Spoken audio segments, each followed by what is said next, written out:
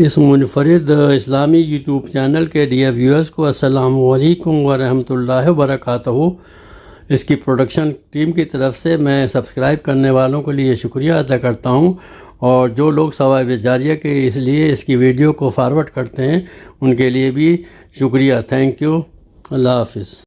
کل کی بار اگر ان میں سے تمہارے پاس کوئی بڑھاپے کی عمر کو پہنچ جائے، یعنی پہلے تم والدین کے پاس تھے، تم ان کے محتاج تھے، اب بڑھاپے اور کمزوری کی وجہ سے وہ تمہارے پاس آ گئے اور وہ تمہارے محتاج ہو گئے، تمہارے ضرورت مند ہو گئے، تو ایسی صورت میں جب وہ تمہارے پاس رہتے ہیں تو پھر کیا نہ کرو، فلا تقل لہما اف، ان سے اف تک مت کہو۔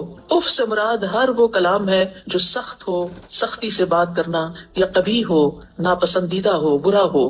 اصل میں اف ہر گندی اور قابل نفرت چیز کو کہتے ہیں، گندی اور قابل نفرت چیز اف۔ عربوں میں اف اور تف، اف ناخنوں کی میل کو کہتے ہیں، اور تف وہ حقیر چیز جو زمین سے آپ اٹھاتے ہیں، یعنی بالکل بیکار سی۔ تو والدین کے لیے اف اور تف کا لفظ استعمال نہیں کر سکتے۔ تو محاورے میں کسی بری چیز سے اظہار نفرت کے لیے اف کا لفظ بولا جاتا ہے۔ یہ ایسا کلمہ ہے جس میں بیزاری اور اکتاہٹ پائی جاتی۔ اف یعنی انسان اپنی بیزاری دکھاتا ہے اور اکتاہٹ دکھاتا ہے، تو ایسا کرنا منع ہے۔ یعنی اکتاہٹ کا ہلکا سا کلمہ جس میں 2 حرف ہیں، اف، وہ بھی نہ کہو۔ کہاں یہ کہ بڑے بڑے سینٹینسز اور بڑی بڑی اسپیچز ان کے سامنے کر ڈالو کہ جس میں سخت الفاظ سے ان کے ساتھ تم بات کر رہے ہو۔ وَلَا تَنْهَرْهُمَا، اور ان کو جھڑکو بھی نہیں۔ نہر کہتے ہیں سختی سے جھڑکنے کو، یعنی ان کو ڈانٹ نہیں سکتے، یعنی کسی ایسے کام میں ان کے ساتھ ڈانٹ کے بات مت کرو جو تمہیں پسند نہیں۔ نہ دل میں بیزاری آئے، نہ زبان سے بیزاری کا اظہار ہو، اور نہ ہی رویے میں بیزاری ہو۔ اف دل کی بیزاری کا زبان سے کلمہ ادا کرنا ہے، اور تنہر کا مطلب یہ ہے کہ ڈانٹ ڈپٹ کرنا۔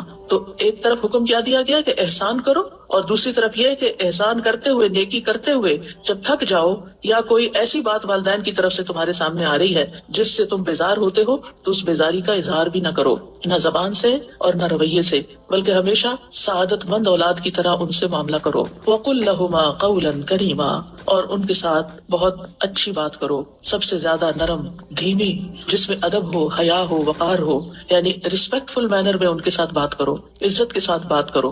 مجاہد کہتے ہیں کہ تم ان کا نام نہ پکارو، یعنی ان کا نام نہ لو، بلکہ اگر کبھی ذکر کرنا ہو تو ان کی کنیت سے، یا اگر سامنے بلا رہے ہیں تو اے ابا جان یا اے امی جان، یا جو بھی کسی معاشرے یا کلچر میں رائج ہے وہ لفظ جس میں ادب اور احترام موجود ہو۔ اسی طرح ایک قول یہ ہے قولاً کریمہ سے کہ جس طرح بچپن میں وہ تمہارے پیشاب پخانہ کو صاف کرتے وقت کوئی کراہت محسوس نہیں کرتے تھے، تمہارے پیمپر چینج کرتے، اور ایک وقت تھا جب پیمپر بھی نہیں ہوتے تھے تو بچے کپڑے بھی خراب کر دیتے تھے اور بھی طرح طرح سے اپنی غلاظت پھیلا دیتے تھے، تو والدین بغیر کسی نفرت کے اور بغیر منہ بنائے اور بغیر کسی بیزاری کا اظہار کیے تمہاری ساری نجاست دھوتے رہے، صاف ستھرا کرتے رہے تمہیں، بلکہ محبت سے پیش آتے رہے۔ اب تم بھی ان سے وہی سلوک کرو کہ اگر تمہیں اب ان کی کوئی نجاست صاف کرنی پڑے، انہیں نہلانا پڑے، یا ان کے رال صاف کرنے پڑے، یا ان کے جسم سے نکلنے والی کسی اور گندگی کو صاف کرنا پڑے، تو اس میں بیزاری کا اظہار نہ کرو، بلکہ ان کا جو کام بھی کرو محبت کے ساتھ کرو۔ پھر فرمایا وَاخْفِضْ لَهُمَا جَنَاحَ الذُّلِّ مِنَ الرَّحْمَةِ، کہ ان کے لیے رحمت کے ساتھ عاجزی کے پر جھکا لو۔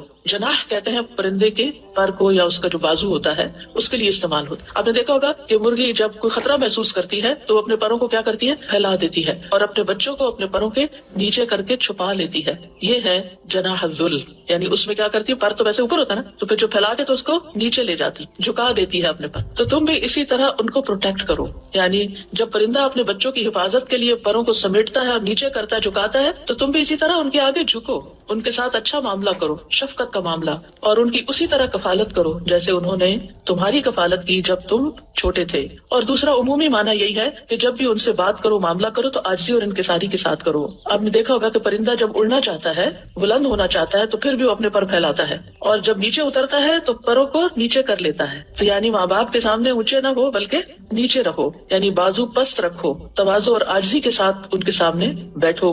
اور دوسرا عمومی معنی یہی ہے کہ جب بھی ان سے بات کرو، معاملہ کرو، تو عاجزی اور انکساری کے ساتھ کرو۔ آپ نے دیکھا ہوگا کہ پرندہ جب اڑنا چاہتا ہے، بلند ہونا چاہتا ہے، تو پھر بھی وہ اپنے پر پھیلاتا ہے، اور جب نیچے اترتا ہے تو پروں کو نیچے کر لیتا ہے۔ تو یعنی ماں باپ کے سامنے اونچے نہ ہو بلکہ نیچے رہو یعنی بازو پست رکھو، تواضع اور عاجزی کے ساتھ ان کے سامنے بیٹھو، بات کرو. اور اس میں اس بات کی طرف بھی اشارہ ہے کہ جس قدر کوئی اپنے والدین کے لیے عاجزی اختیار کرے گا اللہ تعالیٰ اس کو اتنی ہی بلندی عطا کرے گا. وَقُلْ رَبِّ ارْحَمْهُمَا، اور آپ کہیے کہ اے میرے رب ان دونوں پہ رحم فرما. رحمت کے لفظ میں دین اور دنیا کی تمام برکات شامل ہیں، دین اور دنیا کی ساری برکتیں شامل ہیں.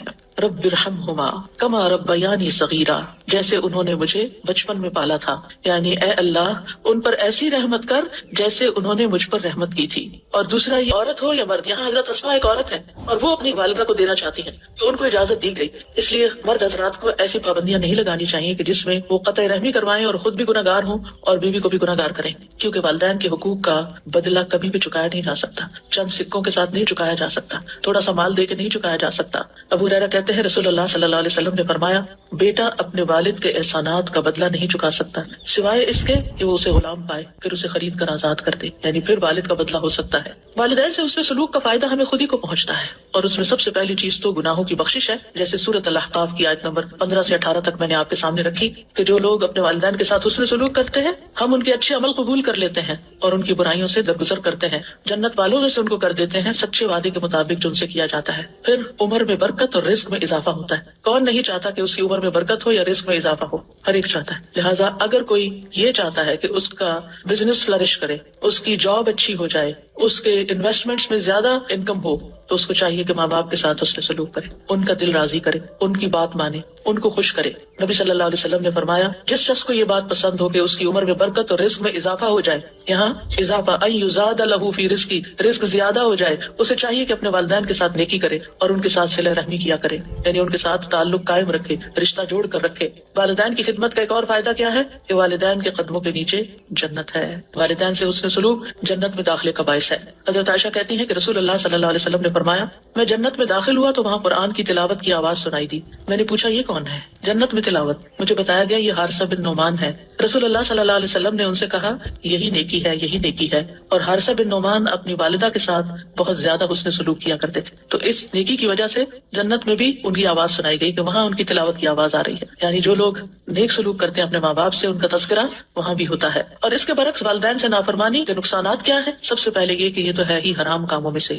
نبی صلی اللہ علیہ وسلم نے فرمایا اللہ نے تم پر ماؤں کی نافرمانی کو حرام قرار دیا ہے، کبیرہ گناہ ہے والدین کی نافرمانی. نبی صلی اللہ علیہ وسلم سے کبیرہ گناہوں کے بارے میں پوچھا گیا تو آپ نے فرمایا اللہ کے ساتھ کسی کو شریک ٹھہرانا اور ماں باپ کی نافرمانی کرنا. والدین کی نافرمانی کرنے والا ملعون ہے. رسول اللہ صلی اللہ علیہ وسلم نے فرمایا اللہ ایسے شخص پر لعنت کرے، یعنی وہ رحمت سے دور ہو جائے جس نے اپنے والدین کی نافرمانی کی، یعنی ایک جائز بات نہیں مانی یا ان کو گالی دی، برا بھلا کہا. والدین کے نافرمان کی کوئی عبادت قبول نہیں ہوتی. رسول اللہ صلی اللہ علیہ وسلم نے فرمایا 3 لوگ ہیں جن کی نہ فرض عبادت قبول ہوتی ہے نہ نفل قبول ہوتی ہے. ان میں سے ایک والدین کا نافرمان اور بد سلوک، یعنی بات بھی نہیں مانتا اور سلوک بھی اچھا نہیں کرتا. دوسرے احسان جتانے والا. تیسرے تقدیر کو جھٹلانے والا. پھر والد کی ناراضگی اللہ کی ناراضگی ہے. نبی صلی اللہ علیہ وسلم نے فرمایا رب کی رضامندی باپ کی رضامندی میں ہے اور رب کی ناراضگی باپ کی ناراضگی میں ہے. والدین کی نافرمانی سے عمر گھٹ جاتی ہے. کعب کہتے ہیں اللہ اس بندے کو جلد ہلاک کر دیتا ہے جو اپنے ماں باپ کا نافرمان ہوتا ہے.